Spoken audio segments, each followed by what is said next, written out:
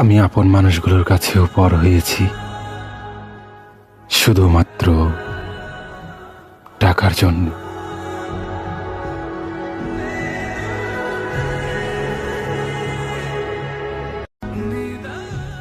আমি আপন মানুষগুলোর কাছেও পর হয়েছি শুধুমাত্র টাকার জন্য।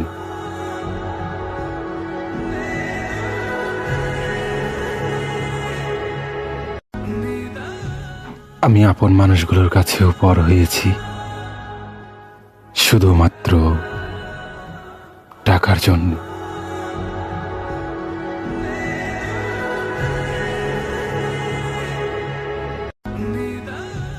আমি আপন মানুষ। আমার দুঃখ কত গভীর তা তুমিও বুঝবে না বাবা।